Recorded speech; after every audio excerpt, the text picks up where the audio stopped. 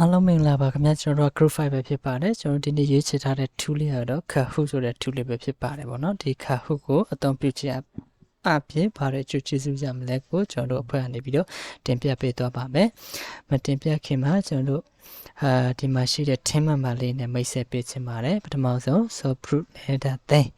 ိဒီညီလေးကတော့အခု presentation ကိုပြင်ပေးတဲ့ညီလေးပဲဖြစ်ပါတယ်ဗောနော်ဒါကတော့ကျွန်တော် so blueprint record လုပ်ပေးတဲ့သူ video record လုပ်တဲ့သူကျွန်တော်ညီလေးညီမလေးလေးရောက် so blessing မင်းညီမလေးခါလိုက်တဲ့ not carry to ကျွန်တော်ညီလေးချမ်းပွန်တော့တော့ဆက်အတီးတီးရှာပေးထားတဲ့သူပဲဖြစ်ပါတယ်ဗောနော်Okay ကျွန်တော်တို့ဘာတွေပြောသားမလဲဆိုအတိတ်ကကျွန်တော်တို့သုံးရတဲ့ရွေးချက်နောက်တစ်ခုကじゃရလိုက်နေတဲ့အကျိုးကျေးဇူးနောက်တစ်ခုကျတော့ဘာ key feature တွေကိုစမ်းသုံးခဲ့လဲနောက်တစ်ခုကじゃသုံးထားတဲ့အပေါ်မှာကျွန်တော်တို့လက်တွေ့စမ်းတာတဲ့ဟာပေါ့နော် screenshot ပို့တော့လေးရရှင်းပြပေးသွားမယ်ဖြစ်ပါတယ် Okay ဒီကရွေးချက်တော့ရှင်းပါတယ်ကျွန်တော် Kahoot ကိုသုံးတဲ့အခါမှာပေါ့နော်ဒီ game လေးဆော့ပြီးကျွန်တော်တို့လိုမျိုးចောင်းသားတွေပေါ့နော်ចောင်းသားတွေအတွက်အဲ့လိုမျိုးဘယ်လိုပြောမလဲတက်တက်ကြကြနဲ့တင်လို့ရအောင် game လေးကစားရင်းနဲ့အဲ့လိုပုံစံမျိုးလေးပေါ့နော်ကျွန်တော်တို့ပုံမှန်တင်ယူတာမျိုးမဟုတ် passive learning တင်မျိုးမဟုတ်ဘဲနဲ့ interactive ပေါ့နော်အပြန်အလှန်ပြန်လာတင်ကြားဆွေးနေတာအဲ့လိုမျိုးပုံစံနဲ့သွားမှာပေါ့နော်ကျွန်တော်ပြီး team based activity ဖြစ်တဲ့နဲ့သုံးမဲ့ပြတဲ့ကျွန်တော်တို့ထင်မှန်ပါတယ်တယောက်နဲ့တယောက်ကနေစီကနေပြီးတော့ knowledge တွေရမယ်အတူတူကလှုပ်ဆောင်ကြမယ်ပြီးတယောက် knowledge ဖလှယ်ပေးမယ်ဒါလေးကကျွန်တော် purpose လေးပဲဖြစ်ပါတယ်ပေါ့နော် Okay နောက်တစ်ခုကျတော့အဓိကဘာကျိုးကျေးဇူးလဲဆိုတော့အများကြီးတော့ရလိမ့်မယ်ဒီအဲမှာဆိုရင်ကျွန်တော်အဓိကဒီ6ခုကို highlight လုပ်ထားတယ်ပေါ့နော်ပထမကကျတော့ဒီ interactive learning ပေါ့နော် interactive learning လို့ဆိုတဲ့အခါမှာကျွန်တော်တူအပြန်လည်တင်ယူလေ့လာတဲ့ပုံစံမျိုးပေါ့နော် fun motivating ပျော်စရာကောင်းပျော်ရွှင်စရာကောင်းအဲ့လိုမျိုးတက်တက်ကြွကြွနဲ့တင်ယူမယ်အခုကကျတော့improve learning outcome လေးတွေပေါ့နော်နောက်တစ်ခါကျကျွန်တော်ကစားခြင်းအဖြစ် knowledge ပိုရအောင်နောက်တစ်ခါကျတော့ဒီ Kahoot မှာ free code ရှိတဲ့တခြား free code တွေကိုကျွန်တော်လိုချင်တဲ့ဟာကိုရှာဖွေပြီးတော့အဲ့လိုမျိုးတင်ယူလို့ရမယ်ဒါကောင်ပြီးနောက်ကဟိုကကျွန်တော်စာတတဲ့ရွေးနေစားပြီးဖုန်းတွေသုံးလို့ရွေးနေစားပြီးဘယ်သူမှဆိုလေ့လာလို့ရတယ်ပေါ့နော်ပြီးအချိန်ခါနေရမယ်ရွေးလေ့လာလို့ရတယ်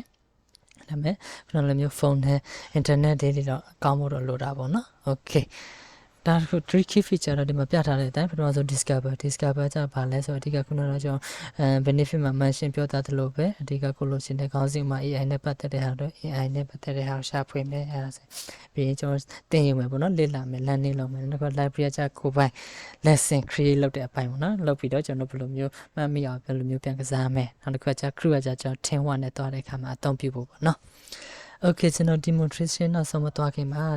ဒီမှာပေါ့အနာဂတ်မှာဆိုရင်ဒီကဟိုဘယ်လိုမျိုးတုံးသွားမလဲပေါ့နော်အထူးသဖြင့်ဒီက education နဲ့ဒီပညာရေးနဲ့ဆိုင်တဲ့ဟာမှာပဲတုံးသွားမယ်ပေါ့နော်ကျွန်တော်တို့တရားဦးစီးစဉ်တော်လာကျွန်တော်တို့လုပ်ငန်းခွင်မှာတော်လာကဥပမာဆိုကျွန်တော်တို့ကဆရာမအဲ့လိုမျိုးပေါ့နော်trainer အဲ့လိုမျိုးနောက်တစ်ခုအဲ့လိုမျိုးဖြစ်သွားတဲ့အခါမှာကျရင်ကဟိုအသုံးပြုကြအဖြစ်ဒီကျွန်တော်တို့ရဲ့တင်နန်းသူတင်နန်းသား participant တွေကိုဆွဲဆောင်နိုင်အောင်လုပ်လို့ရတယ်ပေါ့နော်ဒါလေးကတော့ future မှာတုံးသွားဖို့ပေါ့နော်ဒီကKahoot လေးဟုတ်ဝိဇ္ဇာကြောင့်တော့လက်တွေ့စမ်းတာတဲ့ဟာပေါ့နော်။ဥပမာဆို Kahoot ဝင်လာတဲ့ကမှာဒီလိုမျိုးပေါ်လိမ့်မယ်ဒီမှာဆိုကျွန်တော်စမ်းတာတဲ့ဟာပေါ့နော်။ဒီမှာဆို create account လုပ်create Kahoot လုပ်လိုက်မယ် create လုပ်ပြီးတော့ရတယ်။ဥပမာဆိုတော့ဘာ create လုပ်ချင်တယ်ဒီမှာစမ်းတာတဲ့ဟာကျတော့ okay ဒီကဘာလဲဆိုတော့ဒီမှာဆို productivity ပေါ့နော် digital productivity ဒါကြံခဲ့တဲ့ပါဆရာတင်ထားပေးတဲ့သင်ခန်းစာပေါ့နော်အဲ့ဒါကျွန်တော်မေးခွန်းအဖြစ်ပြန်လုပ်ပြီးတော့ question answer သို့မဟုတ်ရွေးချယ်တဲ့ဟာ quiz လေးတွေ true or false လေးတွေလုပ်ပြီးတော့ပေါ့နော်အတူတူကအဲ့လိုမျိုးဘယ်လိုပြောမလဲပြန်ပြီးတော့ကစားပြီးတော့ပြန်ပြီးတော့ဘယ်လောက်မှတ်မိလဲဆိုတဲ့ဟာမျိုးပုံစံမျိုးပေါ့နော်အဲ့လိုမျိုးဒါဆိုကျွန်တော် create လုပ်ပြီးတော့ဆိုကျွန်တော်တို့ folder ထဲမှာရောက်လိမ့်မယ်ဒီအခုမြင်နေရတဲ့ Excel တို့ဒါတော့ free code မှာဝင်ရောက်လေ့လာထားတဲ့ဟာတွေပေါ့နော်ဒီကကျွန်တော် create လုပ်ထားတဲ့လုပ်ပြီးသွားပြီဆိုပဲအချိန်မှာကစားမလဲဒီမှာတော့အချိန်တတ်မှလုပ်ရမယ်ဘယ်သူတွေနဲ့ကစားမလဲစသဖြင့်ပေါ့နော်ပြီးကစားပြီးမဲ့သူတွေကိုကျွန်တော်တို့ကစားမဲ့အချိန်မှာပဲဖြစ်ဒီပင်ကုတ်ဒီ QR code လေးပို့ပေးရတယ်တန်းကစားလို့ရတယ်ပေါ့နော် okay ဒါလေးကတော့ကုတ်ဝင်ပြီးသွားရင်ဒီမှာကျွန်တော်တို့ဒီထဲမှာရှိတဲ့ဟိုစားပေါ့နော်တင်မမိုင်းနဲ့စမ်းထားတဲ့ဟာလေးတွေပေါ့နော်ဒါသူဝင်ထားတဲ့ဟာလေးတွေ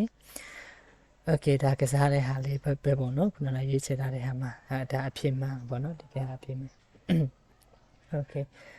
နောက်တစ်ခုကဒါလည်းနေကုန်းပုံစံပဲဒီမှာကျွန်တော်ဖြည့်သွားတဲ့အခါမှာကျွန်တော်ဒီမှာ real time ပေါ့နော်ဘယ်သူကဖြည့်သွားလဲတရားစီပြထားပေးတယ်ပေါ့နော်ဒီလိုမျိုးပုံစံမျိုး